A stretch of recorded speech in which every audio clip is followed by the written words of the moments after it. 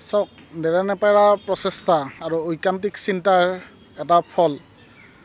আমি আগৰ পৰা এটা কথাত নিশ্চিত আছিলোঁ, যেতিয়া কথাবিলাকৰ খামখেয়ালি দেখা পাইছোঁ যে অভিযন্তাৰ দল আহিলে, SIT গঠন কৰা হ'ল, সেইবিলাকেৰে ইমান ডাঙৰ এটা সমস্যা। এজনী মেধাৱী চাকৰিয়ালে নিজৰ জীৱন উচৰ্গা কৰিলে অসমবাসীৰ স্বাৰ্থত। গতিকে প্ৰকৃত কালপ্ৰিটবিলাক ওলাই অহাটো অত্যন্ত প্ৰয়োজনীয় আছিলে। আৰু ওলাই আহিব কেনেকৈ?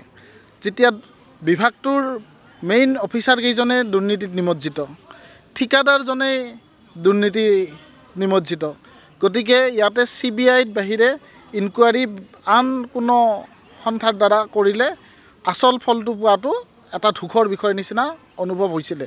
সেইকাৰণে প্ৰাৰম্ভিক পৰ্যায়তে মই কৈছিলোঁ যে ইয়াতে CBI ইনকুৱাৰী লাগিব। কাৰণ যশিতা দাসৰ মাকৰ খালী বুকুখন সোধা হৈ থকা এই কান্দনৰ ৰোলবিলাক আমি যদি সামান্যতম মুচিব চেষ্টা কৰোঁ আৰু অনাগত সময়ত কোনো নতুন ছোৱালীয়ে, কোনো নতুন চাকৰিয়ালে ভালকৈ কাম কৰিব অহা, ৰাইজৰ হকে চিন্তা কৰা এনেকুৱা মেধাৱী চাকৰিয়ালে যাতে আত্মহত্যাৰ দৰে পথ বাছি ল'ব লগা নহয়। আৰু এই ক্ষেত্ৰত গৌৰৱ গগৈকো বিশেষভাৱে ধন্যবাদ দিব লাগিব।